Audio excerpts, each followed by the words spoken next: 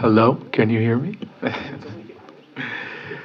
Good afternoon, and welcome to the Reinvestment Task Force meeting of November 13th, 2025. I'm Henry Foster, co-chair of the San Diego City and County Reinvestment Task Force. I call this meeting of the San Diego City County Reinvestment Task Force to order at, I don't see a time, at 2:04 p.m.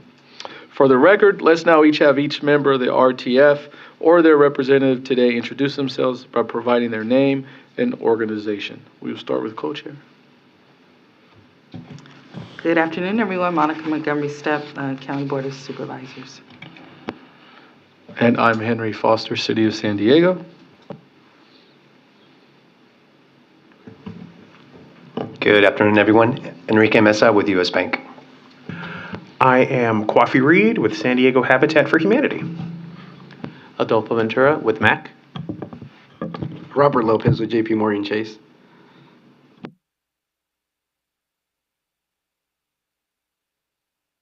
This is Jimmy Chen. I'm with Liz San Diego. Anna Padilla, I'm representing Wells Fargo. Good afternoon, Sergio Carroll with Citibank. Peter Armstrong with Wakeland Housing and Development Corporation. Hello, everybody. Jay Hernandez with CSA San Diego County. Thank you so much, everyone, for the quick introductions, and thank you to the public for being here as well. With that, we will do some quick housekeeping. I will turn it over to Marcel quickly.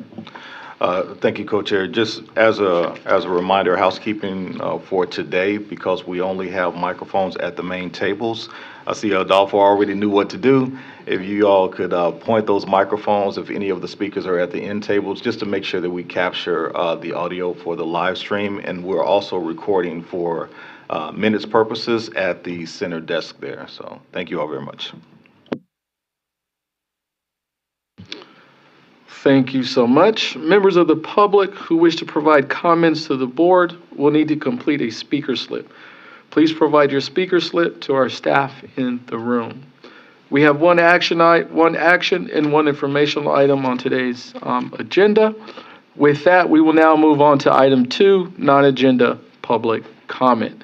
Non-agenda public comment is an opportunity for the public to comment on items not on the agenda today. Members of the public will have 3 minutes each to provide their comments about agenda items or non-agenda public comments. When I call your name, please step to the podium, state your name for the record, and begin making your comments. Clerk, do we have any members of the public who have requested to provide non-agenda public comment?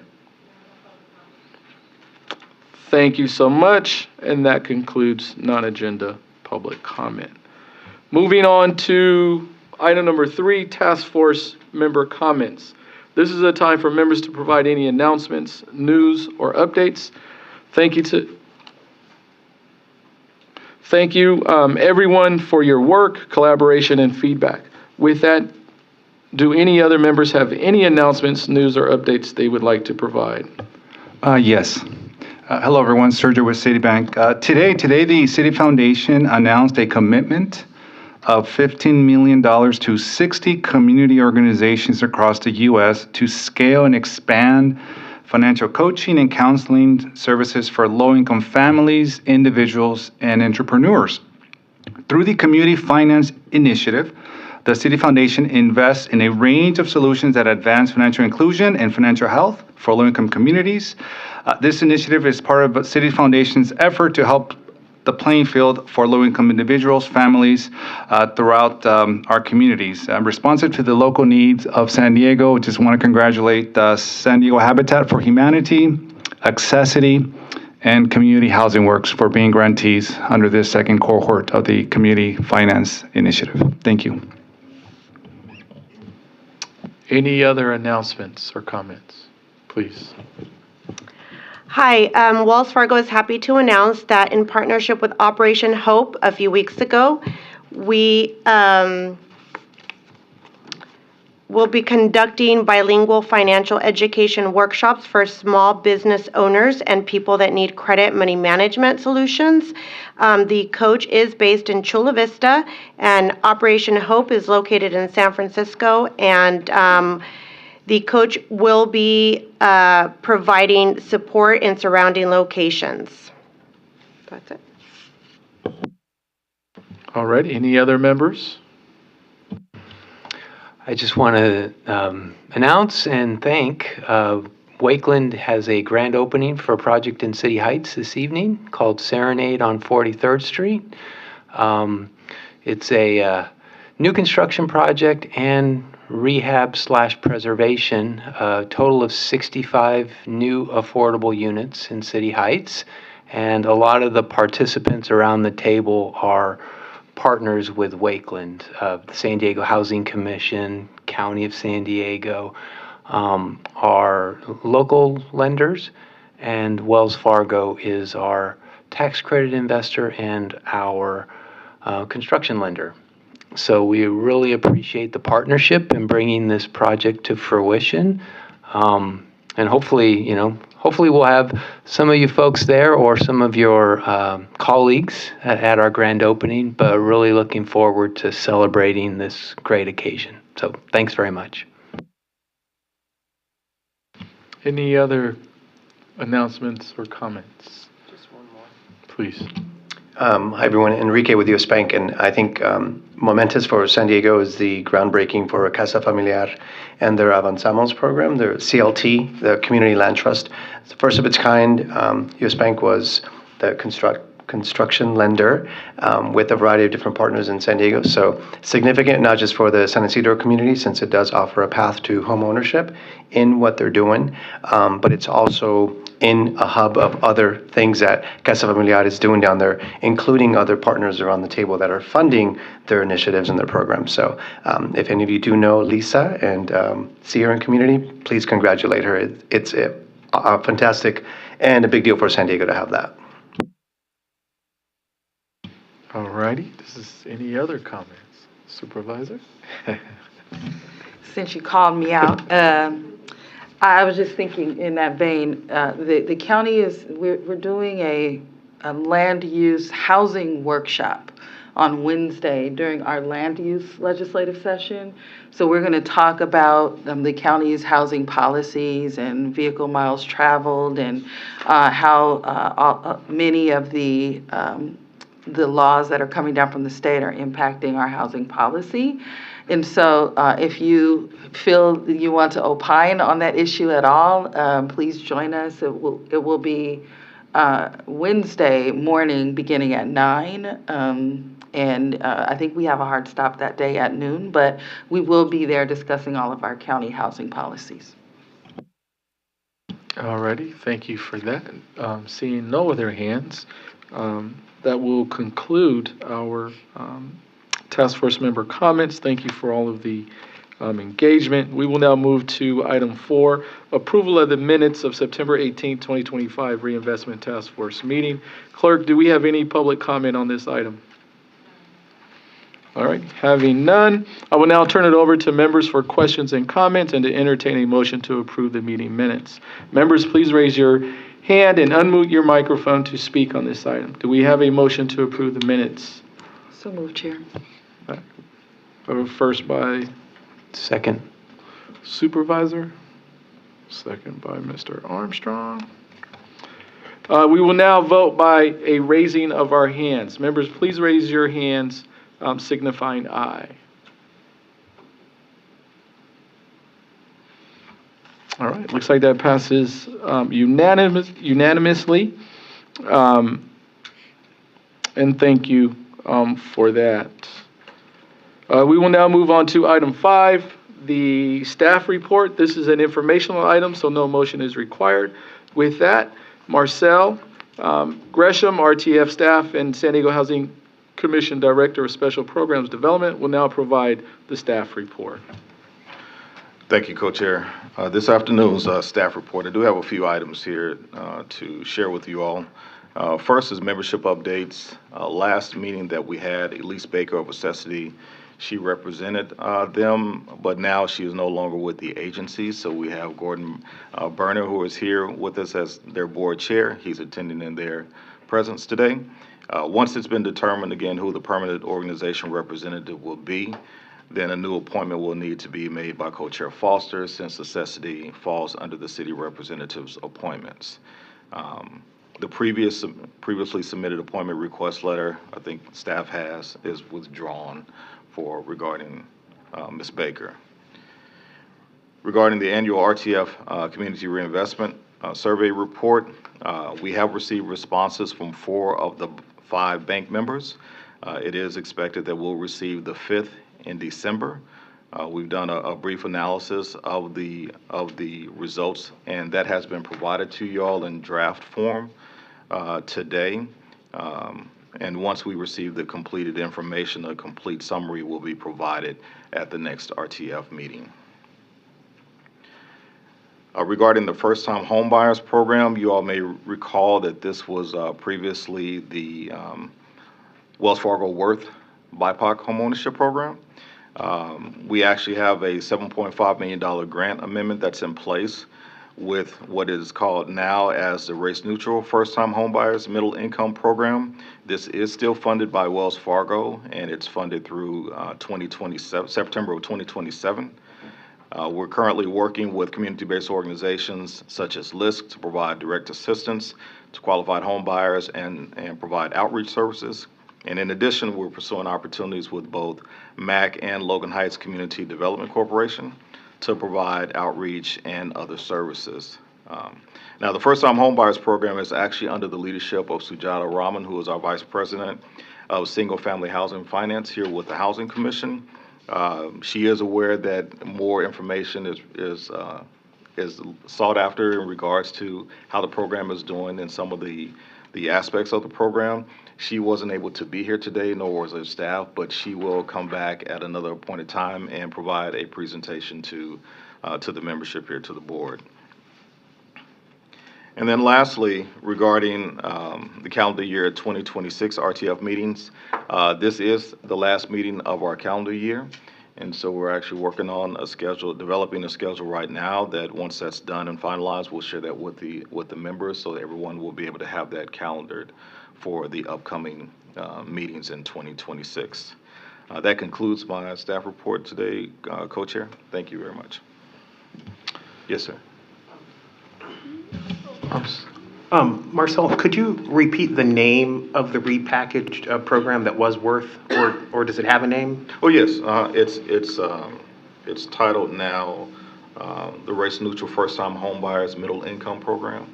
Okay, first time. Okay, thank you. Right, so instead of BIPOC, it's race neutral now. Got it. Okay. All right, thank you for that. Clerk, do we have any public comment for this item?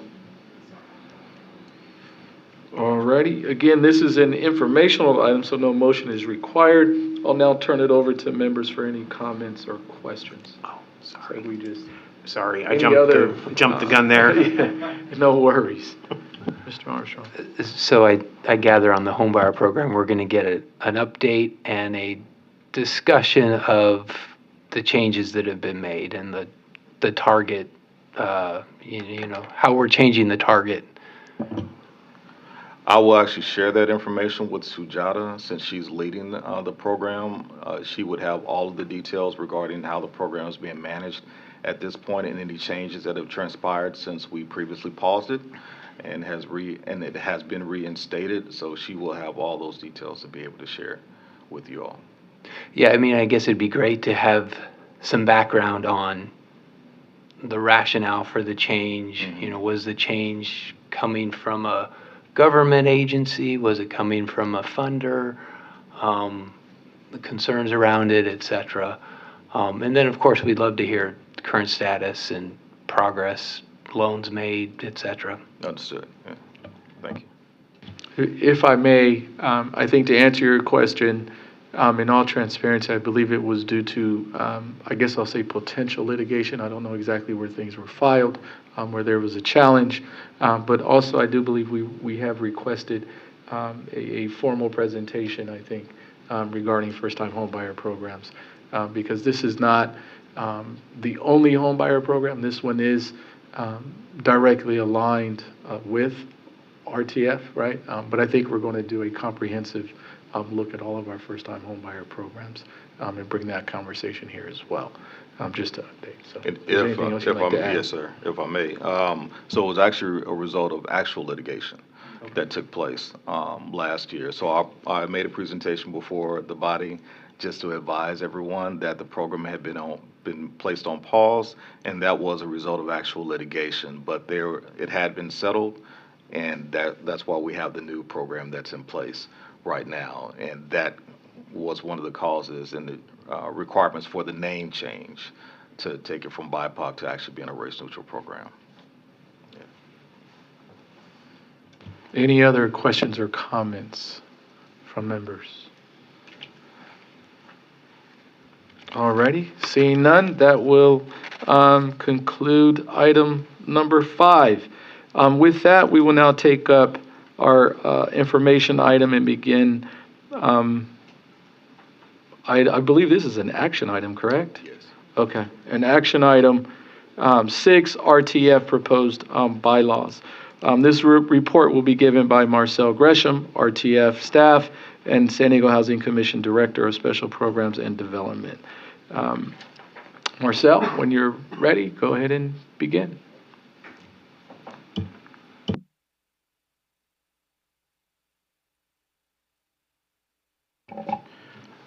All right, thank you. So I'll be sharing some information today regarding the bylaws and where we are with regards to the proposed amendments. I moved up to the front because we also have Walter Spath from Christian and Spath LLP, who is representing us as the RTF's legal counsel in this matter. And so at the conclusion of the presentation, if there are any questions that you all have, then he'll be available to help answer those questions as well.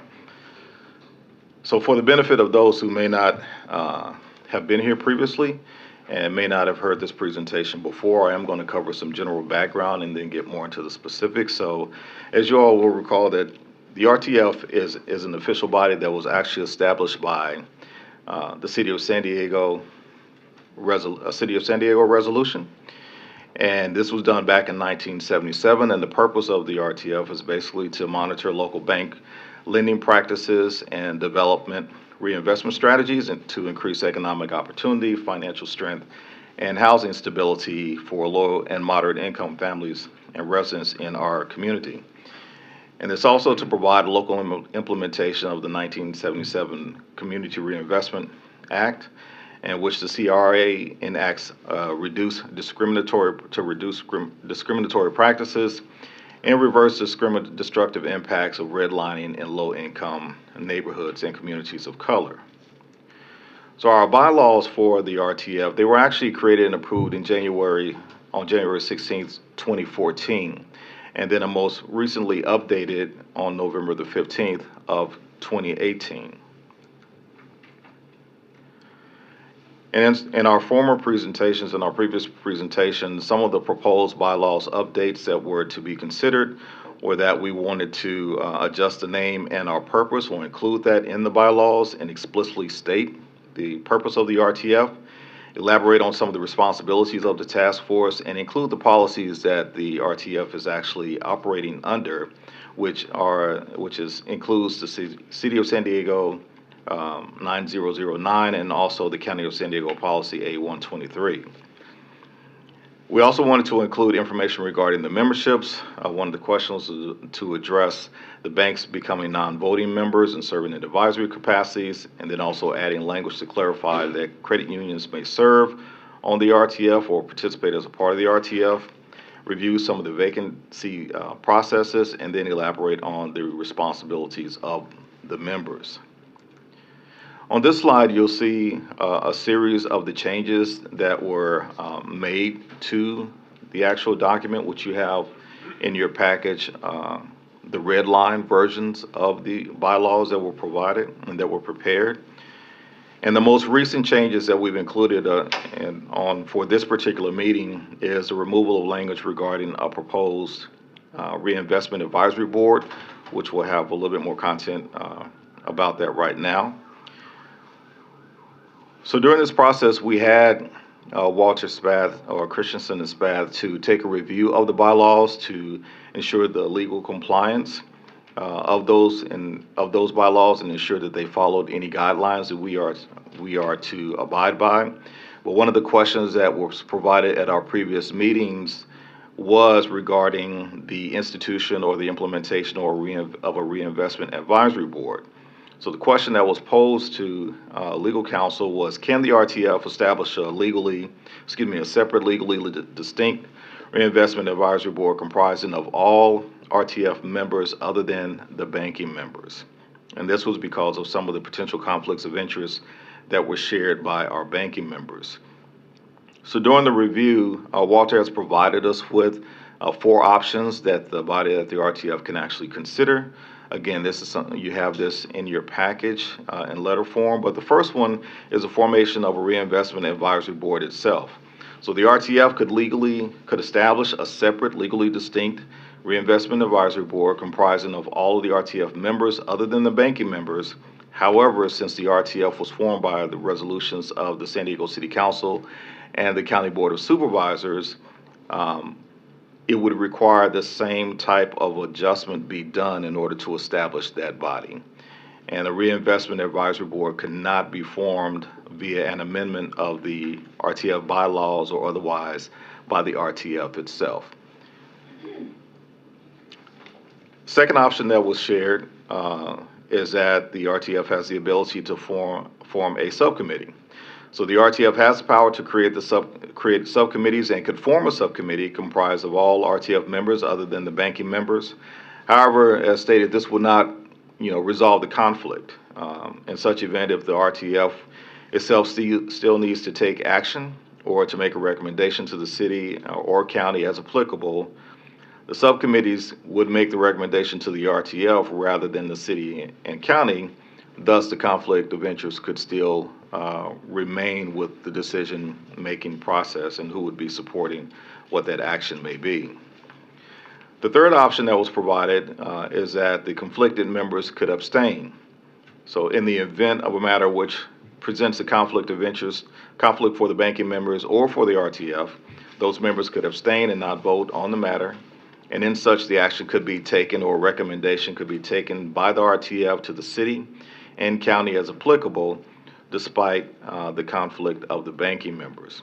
And one thing that is of note that he indicated here is that the abstaining members would not count towards a quorum.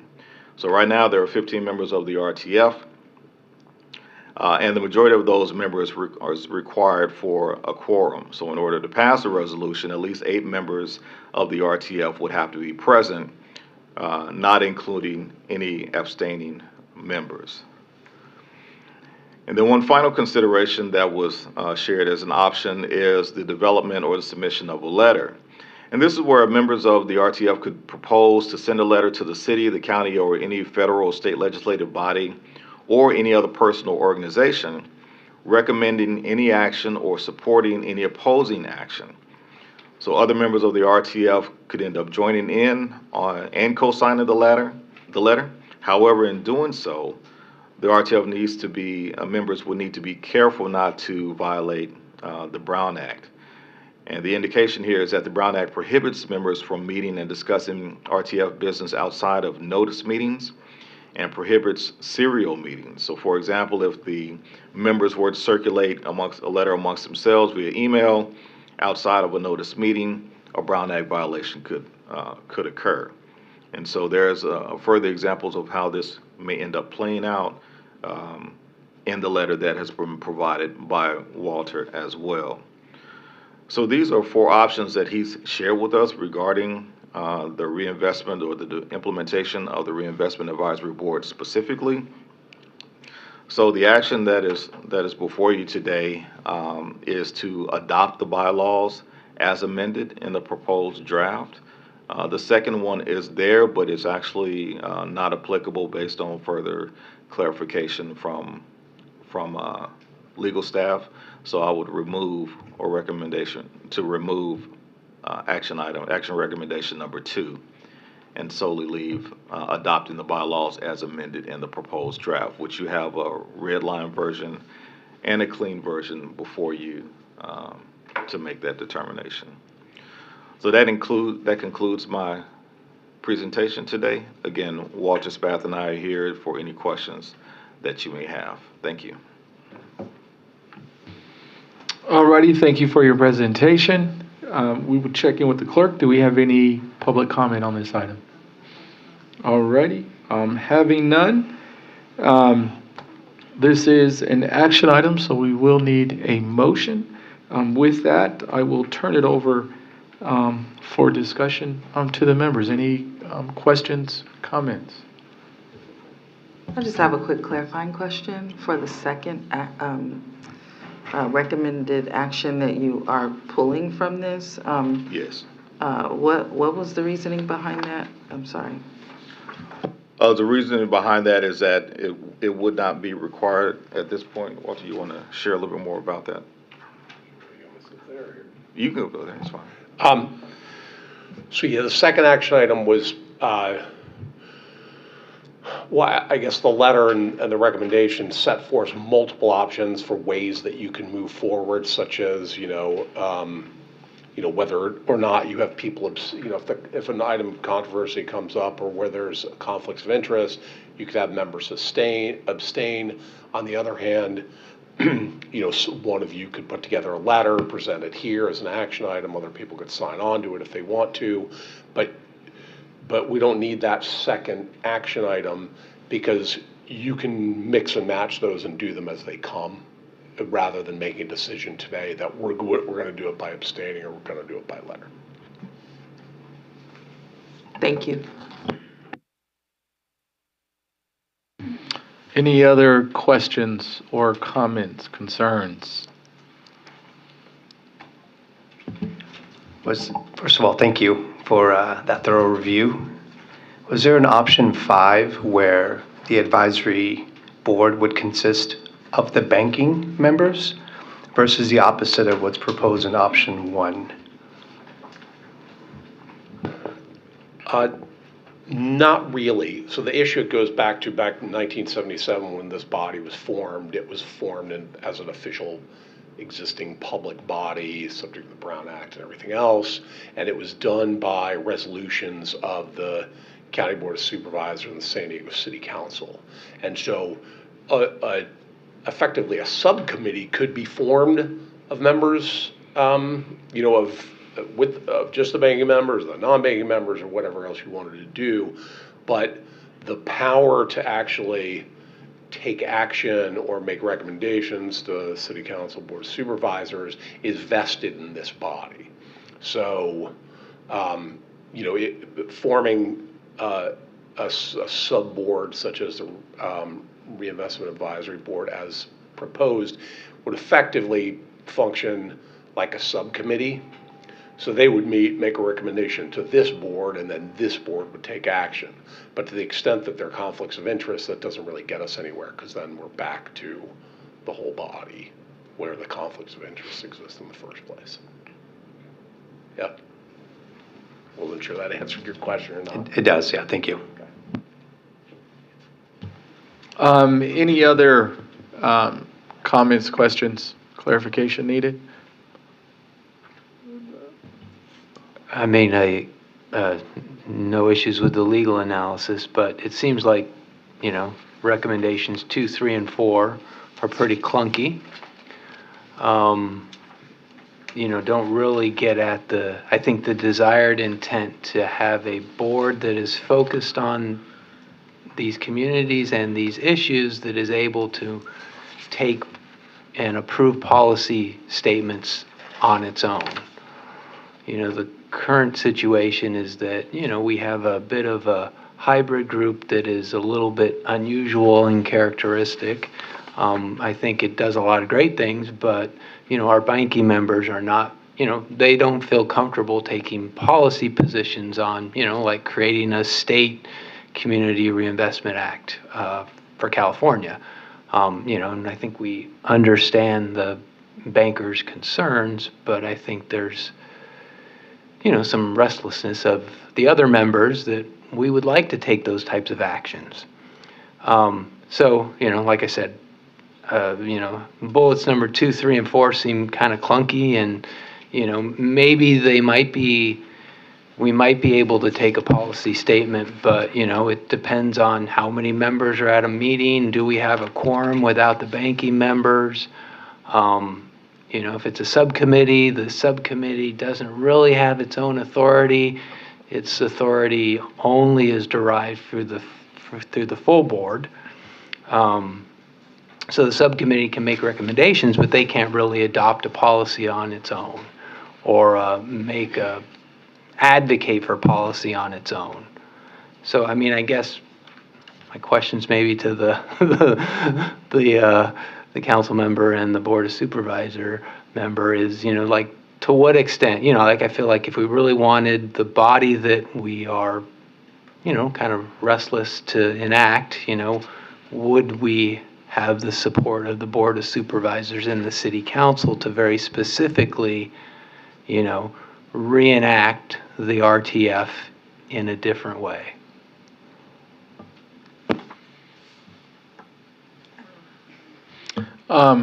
Just really quick, I just have a couple of, I'm sorry. No, sure. Okay.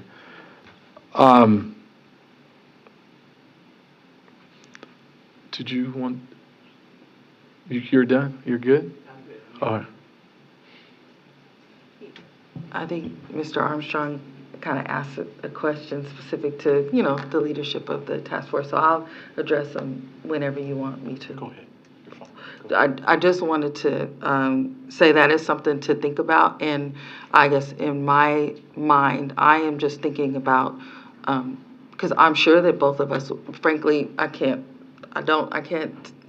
predict the future. But if we did put something forward, we would have support. The issue, though, is for what, and the timing and everything. We just in the beginning of this meeting talked about having to completely erase the fact that we want to prioritize people in various groups that have been disinvested in for the entirety of this nation, and we completely had to wipe that out. Yet we're discussing kind of like just a board to just be able to say, hey, we support this, and we have to go through 10 different steps. It becomes a question of what are we here for, and is this worth it? So I'm just being very transparent, that it's not about getting the support, it's about where we are, how we see ourselves, and what risks we're willing to take. That's all. Fair enough, and I would agree. And in all transparency, I'm honestly struggling with this body, and I think it leads to my questions. And in looking at the presentation and looking at the red line, I guess one thing, we were having conversations on the banks moving to more of an advisory role, not having a vote. But my read of this looks like we are not moving in that direction. As I believe it would take a resolution or agreement from both of the agency bodies to come back and actually make a change structurally. So where does that leave us with the banks? As we talk about a 15-member body, meeting quorum, voting, where does this leave us? Am I going to walk in here and every vote we take is going to be an abstention? What are we, from a practical sense, where are we?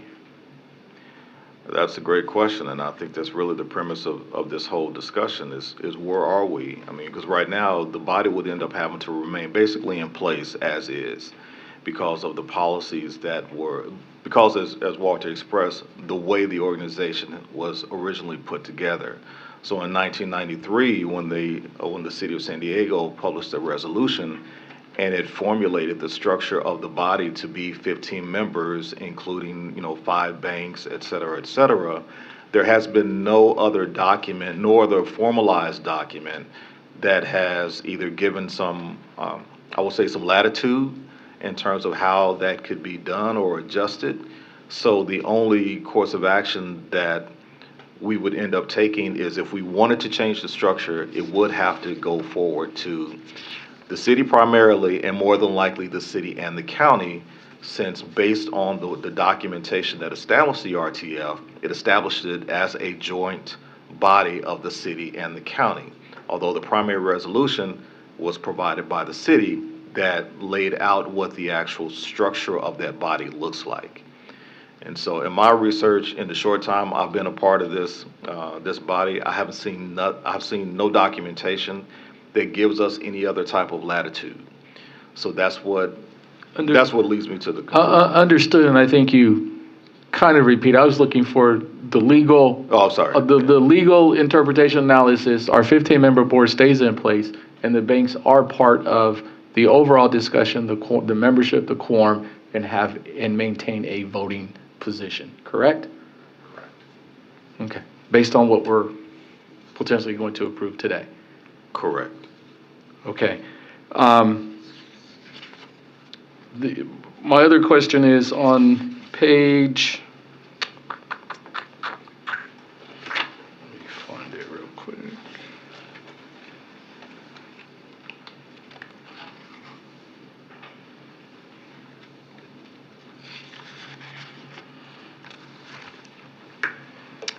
I'm sorry, bear with me.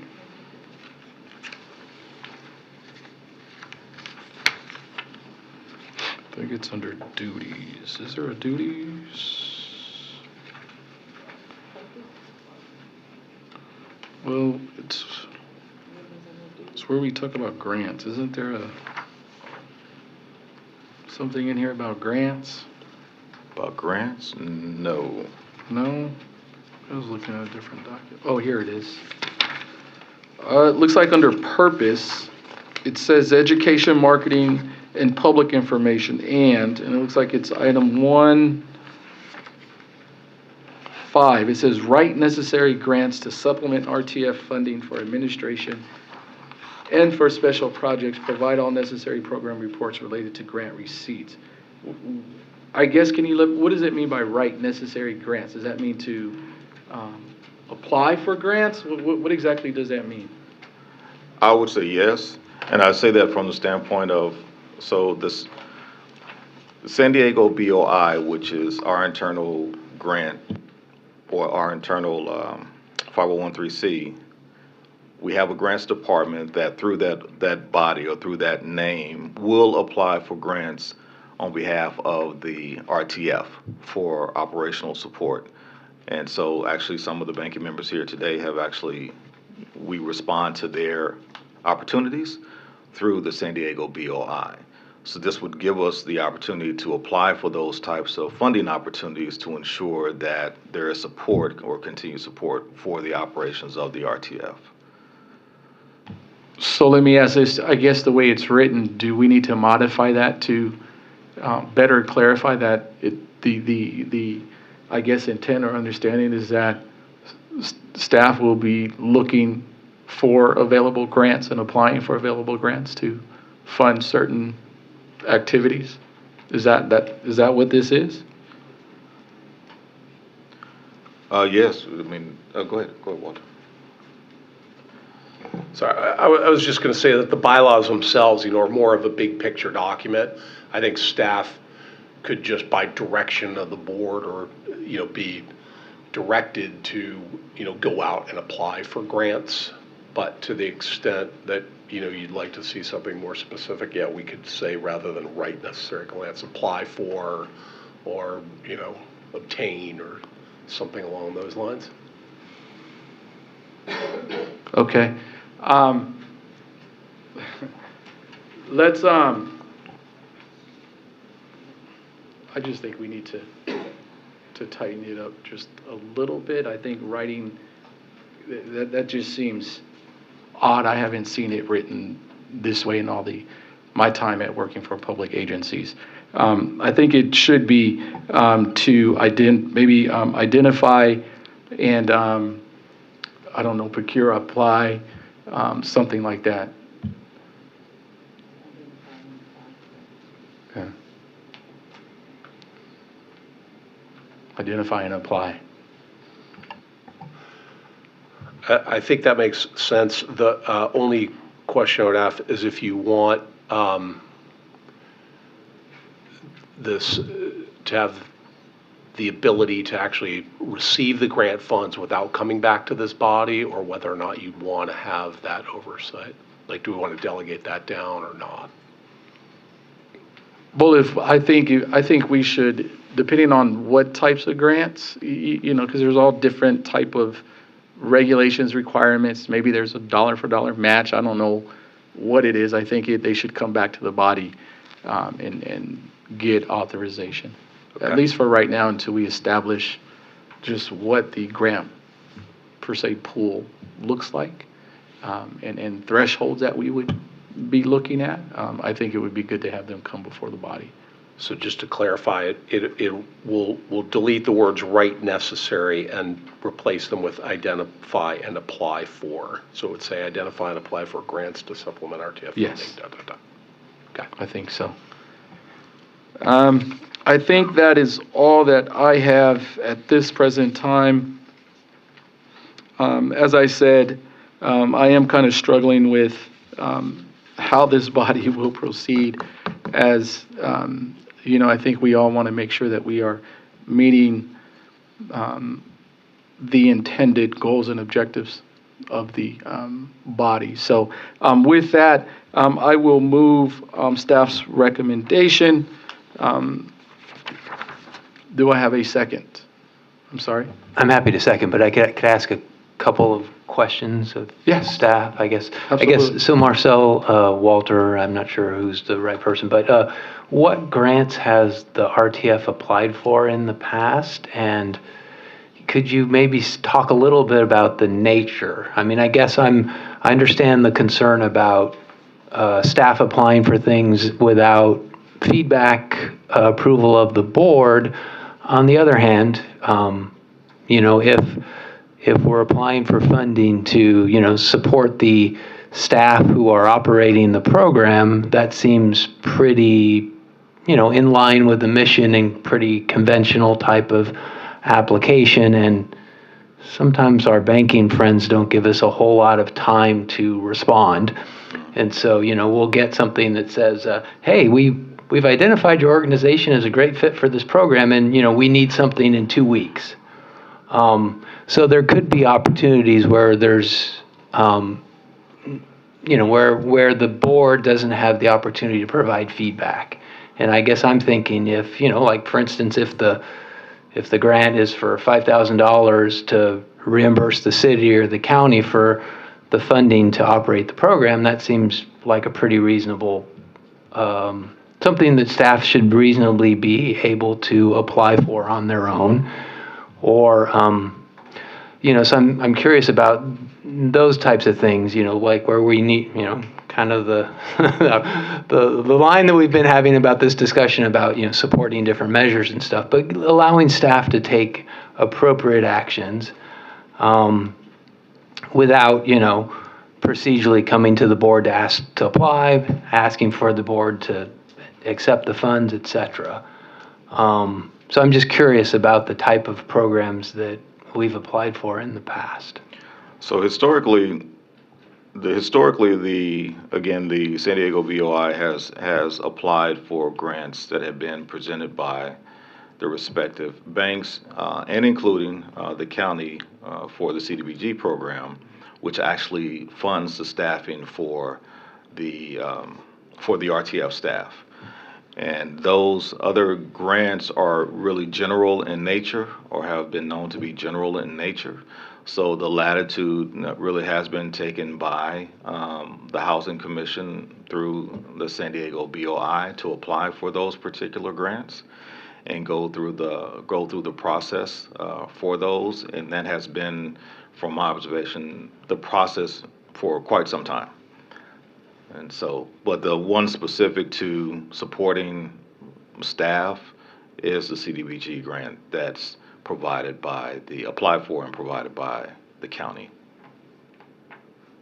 So currently, I mean, we haven't been approving items to apply for the CDBG grant from the county, and you just kind of you handle that behind the scenes. That's correct.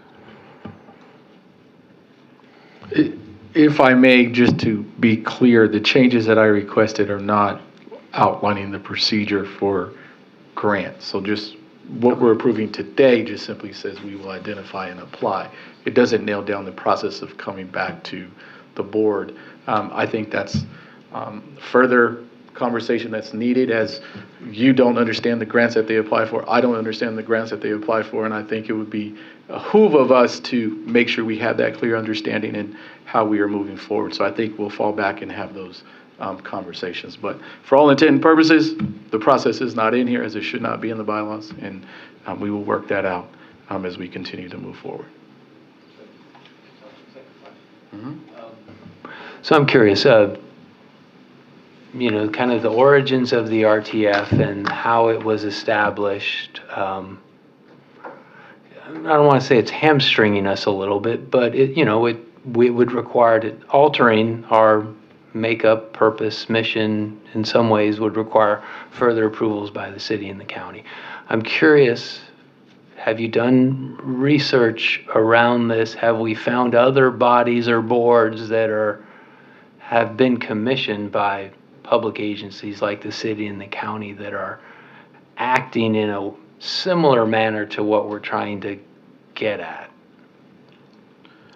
I'm personally not aware of any other organizations that have the same makeup as we do, so I would not be able to answer that question with regards to what other organizations like this are doing. My understanding is that this body is kind of a unique body in the way that it's made up and its purpose, so I wouldn't be able to answer that question right now.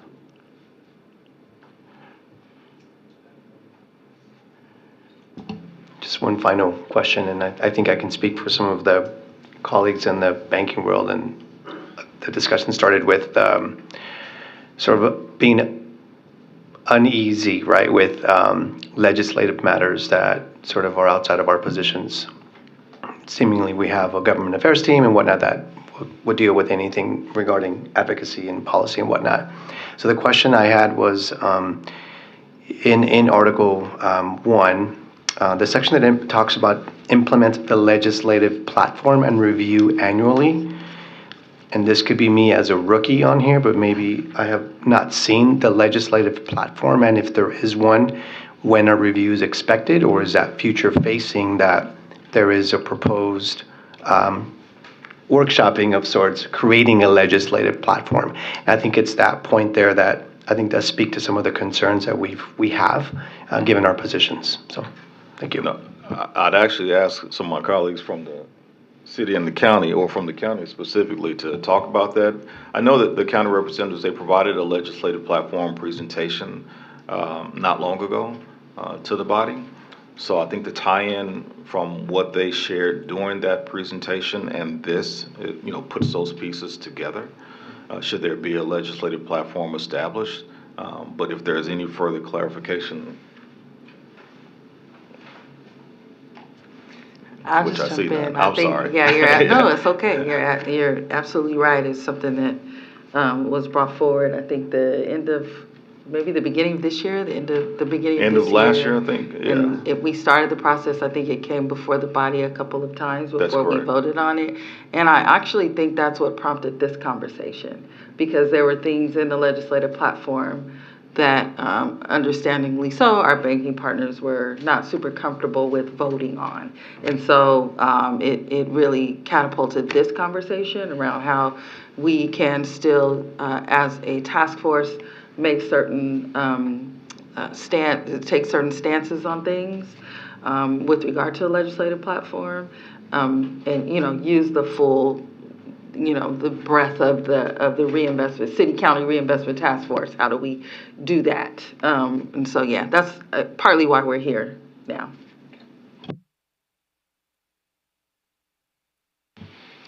Any other questions or comments, concerns? Yes.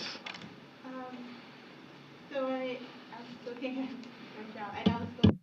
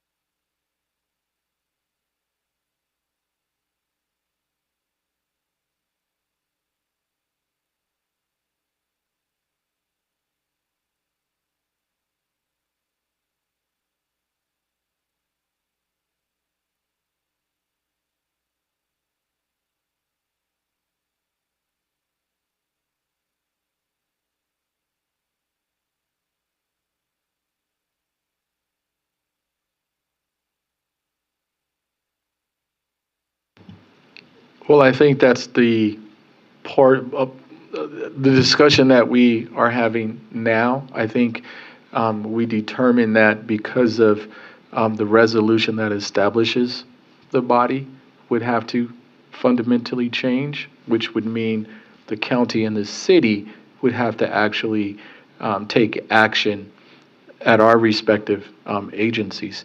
But also, I think with that, if that is something that the body is going to look at and entertain, I think the co-chair and myself will determine if at a later date that there's something that is docketed here to have a formal conversation.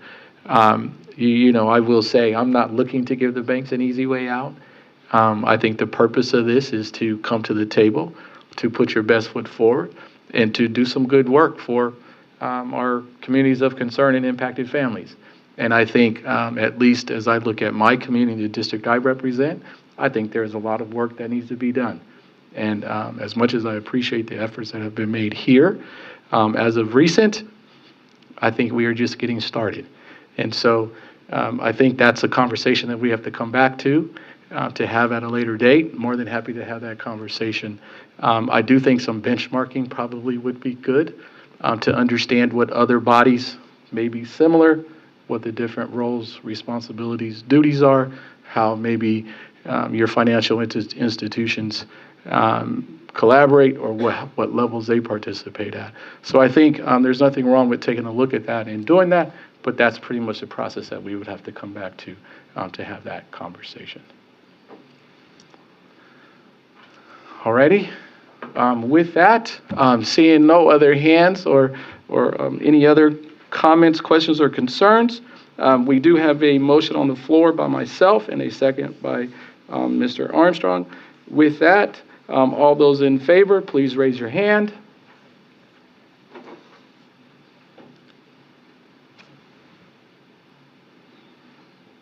All those opposed, please raise your hand. Any abstentions?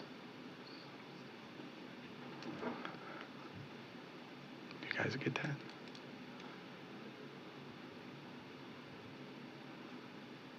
Let us know when you're ready. She's taking the vote. Keep your hands up, please. Can you get it?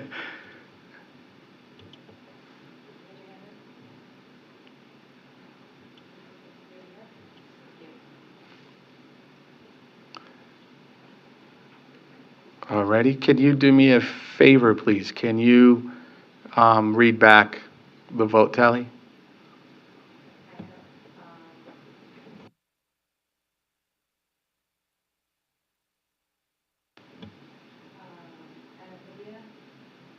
Well, I think just to not to. Okay, if you can just tell us how many yes votes, how many no votes, how many abstentions. All right. If you're voting yes, please raise your hand.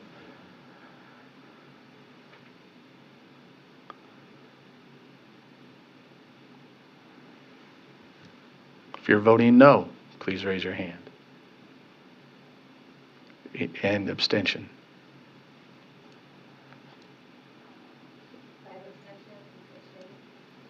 All right, so vote passes, correct? What is it?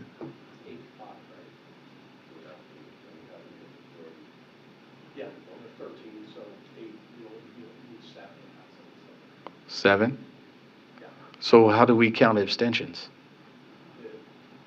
Are they part of the?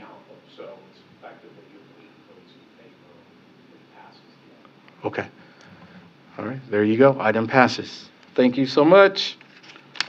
We will now move on to item 7, the San Diego Housing Commission Affordable Housing Preservation Fund. This is an informational report that will be given by Ms. Wendy DeWitt. Is that how you pronounce it? DeWitt, with the San Diego Housing Commission Vice President, Land Use and Preservation. Please proceed. Thank you. I think we have a PowerPoint that's coming up. Appreciate your time today. We've been before this body on a couple of occasions to talk about the city's strategy to preserve affordable housing units throughout the city. So we're just circling back now to kind of inform this group of where we are and what the current initiative is that's moving forward, and that's the creation of an affordable housing preservation fund. Let's see if we can, I think I see it over there.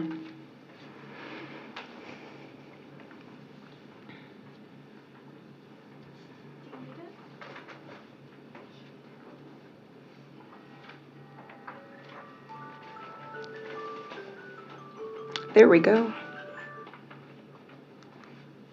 Thank you. So just to give you a little background, to start off with, 2020 is when the Housing Commission completed a study that gave us a detailed housing inventory with some historic analysis as well as future projections and estimates of affordable housing preservation costs. By October of that year, the City Council approved 7 actions to implement a strategy for affordable housing preservation, including convening an interagency working group and also an ongoing, still in existence today, a preservation collaborative. The preservation study estimated that over the next 20 years, 4,200 deed-restricted affordable units may lose protections, and another 9,200 naturally affordable homes will become unaffordable due to market pressures. Without intervention, 35% of all new production will simply replace units that have lost affordability. In February of this year, the City Council approved a deed-restricted affordable housing preservation ordinance that requires owners who intend to sell to notify local government and qualified entities and provide them with a right of first offer and a right of first refusal to purchase the property.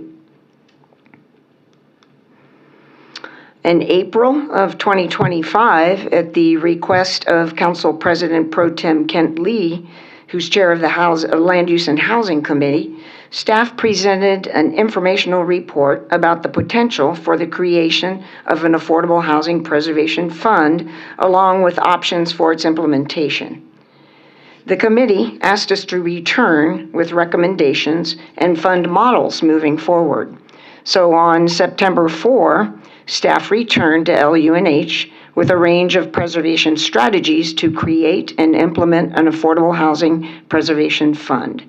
The committee unanimously approved recommendations that the City Council take the staff recommended actions detailed in the staff report to establish an affordable housing preservation fund. So in response to the committee's direction, staff hired a consultant and examined a range of preservation strategies. The strategies support timely action with long-term affordability and an adaptable implementation, an early emphasis on mixed income acquisitions that avoids the delays related to applying for competitive tax credit financing, public ownership through SDHC and Housing Development Partners, the Housing Commission's nonprofit affiliate, and a strategy that offers a practical and scalable path forward. The proposed Preservation Fund framework outlines the implementation options as follows. First, the use of 501c3 bond or governmental purpose bond financing, along with neighborhood enhancement fee funds. Housing Development Partners, as a 501c3 nonprofit, can utilize these bonds for HDP ownership. Governmental purpose bonds would be used by the Commission for Housing Commission ownership. The bonds would finance the acquisition of NOAA properties, along with NEF funds to close the funding gap between what the tax-exempt bonds can support and the total acquisition cost. Second, ownership and oversight through Housing Development Partners. Under this scenario, NOAA properties at risk of conversion to market rate would be acquired and owned by HDP. HDP's 501c3 status allows it to benefit from this tax-exempt bond financing and provides a direct, cost-effective pathway to acquisition. It also preserves public stewardship to ensure affordability in perpetuity and leverages HDP's operational capacity. Third, ownership and oversight through SDHC. The Housing Commission could also purchase, own, and operate preservation units where its status as a public agency is beneficial, such as purchases from another governmental entity or where tenants may need resources or programs that presently exist at the Housing Commission, such as homelessness prevention. Having this flexibility helps cover a wide range of potential property purchases. Target high opportunity area NOAA properties. Initial acquisitions would focus on stable revenue generating multifamily properties in high opportunity areas, such as those near transit, schools, employment centers that do not require major rehabilitation. So by acquiring well-maintained properties in strong locations, the Housing Commission or HDP can act quickly to preserve affordability and generate income to reinvest in future acquisitions and build a track record of success. Leverage additional capital from strategic partners. The proposed model is designed to deliver measurable outcomes in the near term, preserve affordability, generate income, and build confidence in an innovative preservation strategy.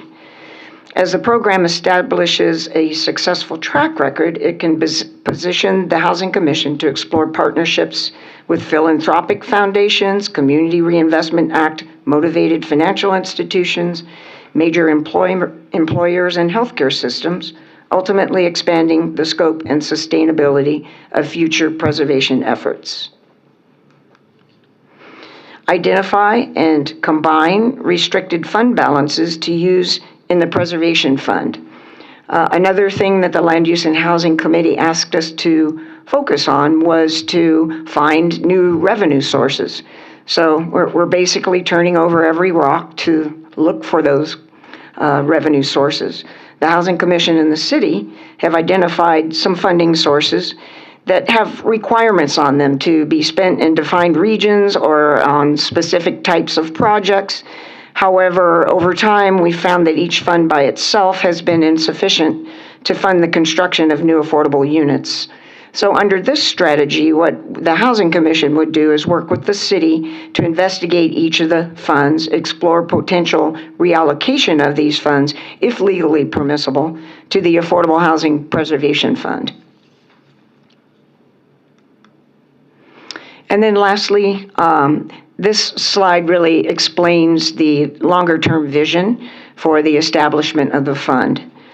Maintain flexibility for expansion of preservation activities to fulfill the City Council-approved preservation strategy. So the initial phase of implementation of the fund would focus on acquisition and development through the Housing Commission or Housing Development Partners. It's a simple, direct financing structure that will establish the fund quickly and provide more immediate results without the use of the existing and very competitive affordable housing financing resources that our current housing partners are utilizing. Using the fund to finance pre-development expenses and acquisition will allow the funds to be repaid sooner when permanent financing is placed on the project. The repaid funds will then be available for new projects, allowing the Preservation Fund to become a revolving loan fund sooner. A successful track record makes it easier to attract additional investment as the fund grows. New programs can be established with growth of the fund, such as the Small Sites Rehabilitation Program for naturally occurring affordable housing, which is action item number 3 of the city's preservation strategy.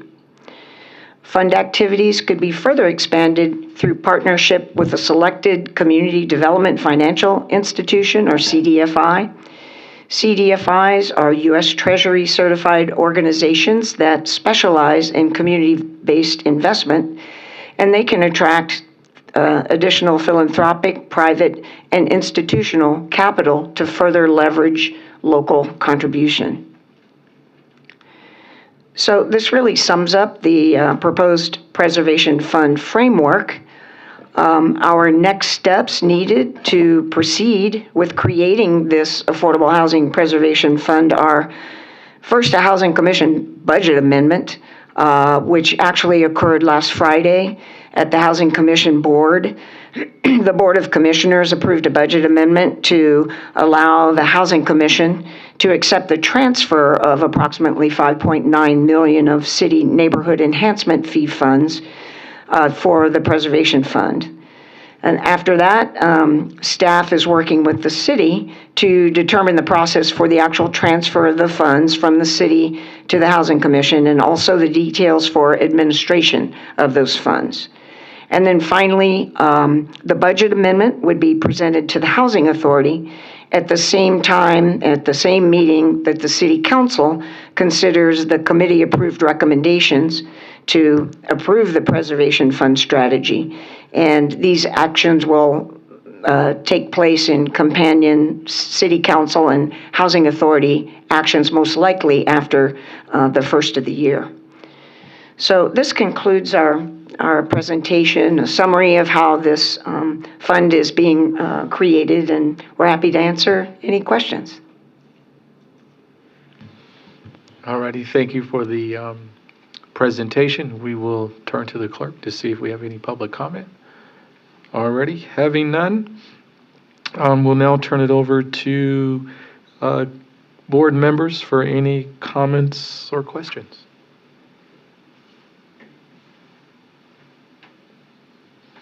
None? Alrighty, well. Wendy, what is the source of the NEF funds, or the city funds, federal, et cetera? They are city funds. The neighborhood enhancement fee was part of the Complete Communities program. It's actually an in lieu fee for some required open space. For larger projects, they can pay an in lieu fee instead. And 50% of that, when Complete Communities was established, 50% of that was dedicated to affordable housing preservation.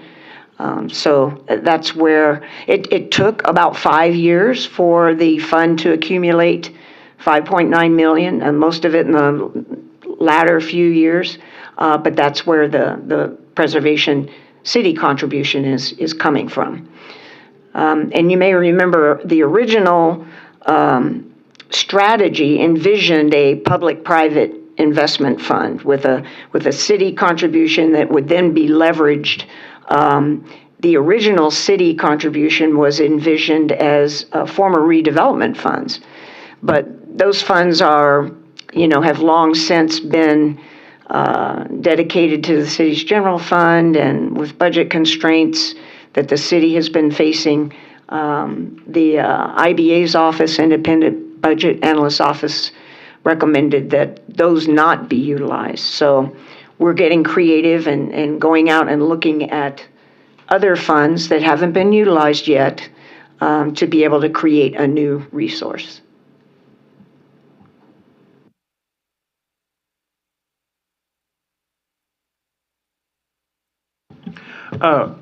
Wendy, so it sounds like what we're talking about, and please correct me if I'm wrong, is essentially an acquisition fund that's going to be driven by HDP and the Housing Commission. They'll go out and look for properties and acquire them. One question I kind of have just conceptually, and maybe this is TBD, and that's, sometimes that's how things go, is how is the permanent financing going to be structured if we're going to effectively have properties that are either, I assume, going to be subject to an income restriction, either functionally or effectively, right? Because the Housing Commission, these are both mission-driven organizations that are going to own these properties. How then does the capital come back? Like, I get how it could recirculate, but if we're not going to use tax credits, what is the process for that capital stack? And sorry for being an old banker. Sure, no. Ultimately, in the beginning, it is an acquisition fund. There may be some pre-development costs. There may be minimal rehab. Housing Development Partners has some of its own resources that it would also put in, as equity. So in the beginning, it would be small amounts, small loans that would get repaid. The idea is to establish a portfolio that is generating some revenue so that it's performing, and to have that helps establish the fund. Then we have a fund that we can talk to other investors about.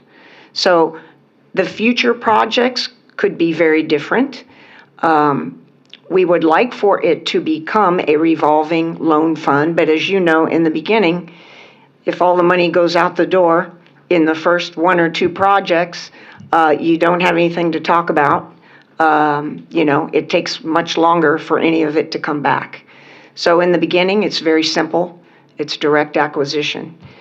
In the future, we would hope to be able to bring other investors in, partnerships, to expand the actual preservation activity. The small sites rehabilitation program that was envisioned under the strategy is to make loans available to smaller NOAA properties that don't currently have restrictions, yet they may need money for a new roof, some deferred maintenance. These would be loans that would come back to the fund. So it's not going to generate a lot of revenue initially, but the idea is to get a preservation fund established with some assets in it and then go from there. As the fund grows and each of these steps take place, it comes back to the body that provided the seed funding, and that's the city council.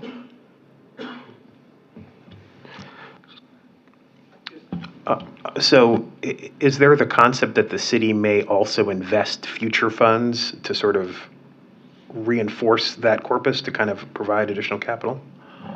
Yes, part of the request is that the neighborhood enhancement fee funds, as they accumulate, and subject to annual city budget process, but that there would be a contribution. Yeah. So, is the current target citywide, acquiring apartment complexes citywide that, kind of meet your investment goals? Or is it targeted to, there's a defined term of high opportunity. Are you going to just pursue acquisitions in high opportunity areas or citywide, or have you thought through, exactly what the targets are? The thought was initial targets for the first one or two acquisitions would be high opportunity areas. It's been a policy goal of the city to try to get more affordable housing in high opportunity areas. It could be a good time in this market to actually acquire in high opportunity areas. We're seeing some new construction that's not being converted to perm that could possibly be for sale. That's a small window, but that's a possibility. But the idea would be to acquire properties that are do not require a lot of rehabilitation, so that they can be back out on the street with restricted rents to deliver affordable units faster. Wendy, just a question on the types of deed restrictions on the 4,200 units. Are they all income deed restrictions, or are they different type of restrictions? I know for home ownership, there could be age, there could be purchase price. And then my second question would be, if once the owner contacts the city, if the deed is not a purchase price, type of deed, will that property be like a market price when the city acquires it? So this question relates to the preservation ordinance and how does that work? It's It's limited to affordable housing deed restricted properties, meaning, and it's a definition that you can find at the state level, but it means an affordable housing property that has received some type of governmental subsidy. So those are the affordable restrictions or covenants that are on that property. Older programs restricted properties for 20 to 30 years. Most recently it's 55 years, but those are starting to expire throughout San Diego. So it helps with those deed restricted properties. It simply requires those owners to notify the local government and qualified entities who are qualified affordable housing developers, owners, operators. There's a list that's maintained at the state, and it provides them the first opportunity to make an offer to purchase.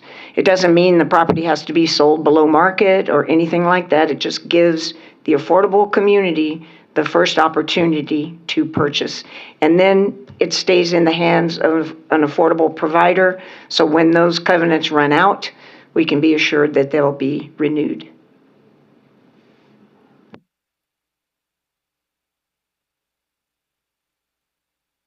Anything else? Any other questions, comments?